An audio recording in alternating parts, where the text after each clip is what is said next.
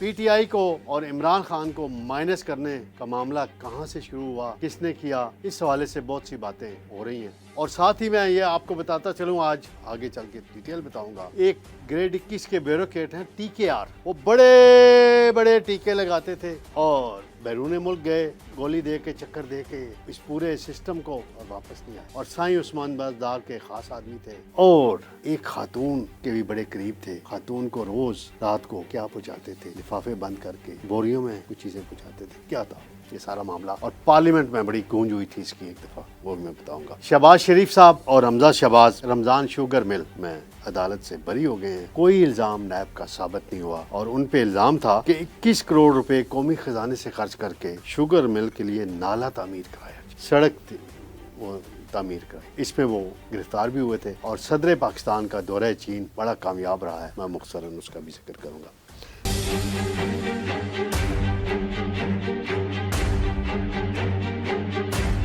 سب سے پہلے میں آتا ہوں ناظرین، ویسے تو میں کل ڈیٹیل سے کروں گا اس پہ بات، 8 فروری کے کو کیا ہونا ہے اور حکومت کی کیا پلاننگ ہے، جو پی ٹی آئی تیاریاں کر رہی ہے اور حکومت کیا اپنا پلان دے رہی ہے، کیا ویژن دے رہی ہے، اس پہ میں بتاؤں گا کل آپ کو بات۔ اور کرکٹ کی اصطلاح میں وزیر اعظم شہباز شریف کیا کہتے ہیں یہ بھی میں آپ کو بتاؤں گا کل کے پروگرام میں۔ ناظرین، شیخ وقاص اکرم ہیں، سیکرٹری اطلاعات ہیں، پشاور میں ڈیرے ڈالے ہوئے ہیں سی ایم ہاؤس میں، اور وہیں سے پریس کانفرنس کرتے ہیں کہ پنجاب میں آئیں گے تو گرفتاری ہوگی، ایم این اے بھی یہ نہیں آتے، تو وہ کہتے ہیں کہ چیف الیکشن کمشنر راجہ سلطان سکندر صاحب کی ریٹائرمنٹ ہو گئی ہے، نیا چیف الیکشن کمشنر تعینات نہیں کیا جا رہا، اور یہ انتہائی متنازع شخصیت تھے، انہوں نے 8 فروری کے الیکشن میں بہت بڑے پیمانے پہ دھاندلی کی، شیخ وقاص اکرم صاحب کا الزام ہے، اور تاریخ میں ایسا کوئی چیف الیکشن کمشنر نہیں رہا۔ پھر وہ کہتے ہیں اس نے پورا پروگرام بنایا تھا کہ عمران خان اور پی ٹی آئی کو مائنس کرنے کا، بڑا کلیدی کردار تھا۔ باقی کرداروں کے شیخ صاحب آپ ذکر نہیں کرتے آج کل، کوئی گنڈا پور آپ کی گنڈا پور جو چیف منسٹر آپ کے، وہ کچھ صلح کرا رہے ہیں، 99% 88% قریب پہنچ گئے، دور ہو گئے، قریب پہنچ گئے، کلیم اللہ آ گیا، سلیم اللہ آ گیا، بال اس کے پاس آ گئی، گول ہو گیا، گول ہوتے ہوتے گال بال باہر چلی گئی، ایسا ہی ہو رہا ہے۔ تو ان کرداروں کا بھی ذکر کریں نا، وہ کوئی راجہ سلطان سکندر نے اکیلے کام کر لیا تھا، باقی سسٹم کے بغیر وہ کر سکتا؟ صلح کر رہے ہیں۔ مولانا فضل الرحمان صاحب نے بھی کہہ دیا ہے کہ 19 سیٹوں پہ دھاندلی ہوئی ہے۔ کہاں کی 19 سیٹیں؟ خیبر پختونخوا کی نیشنل اسمبلی کی 19 سیٹوں پہ، اور صوبائی اسمبلی کی الگ ہیں۔ انہوں نے یہ بات بڑی میٹنگ میں کی ہے، بہت سے لوگوں کے سامنے کی ہے، اس کا بھی جواب دے دیں۔ ویسے تو آپ جفیاں ڈال رہے ہیں مولانا صاحب کے ساتھ، اور شاید خاقان بھائی صاحب بھی آج کل بڑی جفیاں ڈال رہے ہیں، بڑا وہ کہہ رہے ہیں، تو شاید صاحب 2018 میں بھی دھاندلی ہوئی تھی نا، بیانات میں اس کا بھی ذکر کر دیا کریں تھوڑا سا، کیونکہ آپ تو 2017 میں پرائم منسٹر بنے تھے، وہ بھی لمبی کہانی ہو جاتی پھر۔ ناظرین، ایک بیوروکریٹ تھے عثمان بزدار، جب چیف منسٹر تھے، ان کا نام پڑا ہوا تھا ٹی کے آر، طاہر شہباز۔ وہ بڑے مشہور تھے پنجاب میں اس وقت۔ عمران خان جب وزیر اعظم بنے تو انہوں نے کہا کرپٹ بیوروکریٹس کو، تو 100 بیوروکریٹس کی ایک لسٹ بنی، اس میں یہ سب سے پہلے نمبر پہ سسپینڈ ہوئے تھے، اور عثمان بزدار نے جا کے لسٹ دی تو عمران خان بڑے خوش ہوئے۔ پھر 15 دن بعد عمران خان صاحب لاہور گئے، اور انہوں نے چیف سیکرٹری کو اور عثمان بزدار کو کہا کہ ٹی کے آر کو آپ اپنا پرنسپل سیکرٹری لگا دیں، تو عمران خان کو بتایا گیا کہ یہ تو بڑا کرپٹ ہے اور بڑا بدنام ہے، وہ کہا نہیں اسی کو لگانا ہے۔ تو ناظرین، یہ کس کی سفارش تھی؟ فرا گوگی کی سفارش تھی اور بشرا بی بی کی سفارش تھی، جس پہ ٹی کے آر کو وہاں تعینات کیا گیا، اور پھر جو کارنامے ہوئے وہ الگ۔ تو چودھری پرویز لائی صاحب جو پی ٹی آئی کے प्रेसिडेंट हैं, साबिक वज़ीर आला हैं, वो एक शादी की तकरीब में गए और शादी थी इनकी बेटी की, ताहिर साहब की।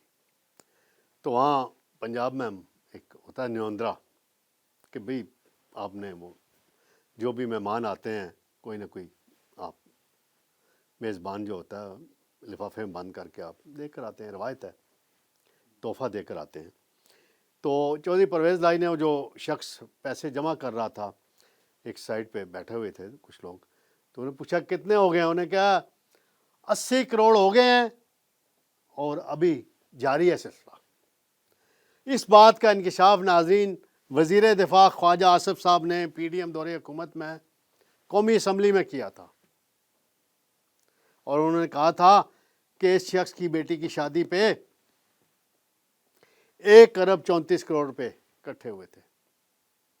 ये उस वक्त प्रिंसिपल सेक्रेटरी था, वो सीट के पैसे थे, ठेकेदारों के पैसे थे, सियासतदानों के, ब्यूरोक्रेट्स की पोस्टिंग ट्रांसफ़र के जो उन्होंने कराई थी उसके वो पैसे थे। ये साहब चक्कर दे के PDM दौर में आई तो सस्पेंड हो गए। फिर यहाँ इन्होंने छुट्टी की दरख्वास्त दी और 1 माह के लिए मैं उम्रे पे जा रहा हूँ जी। उम्रे पे गए, वापस नहीं आए, अब नैब ढूंढ रहा है, इनको नौकरी से निकालने की तैयारियां हो रही हैं, फाइनल शौकाज इनको दिया जा रहा है। ये है, ये होता रहा है, अब क्या कह सकते हैं। नाज़रीन, रमज़ान शुगर मिल एक बड़ा रेफरेंस था, इमरान खान के दौरे हुकूमत में दायर हुआ वज़ीर आज़म शहबाज शरीफ और उनके बेटे हमज़ा शहबाज पर। आज लाहौर की एंटी करप्शन अदालत के जज सरदार मोहम्मद इकबाल डोगर ने उन्हें दोनों को बरी कर दिया।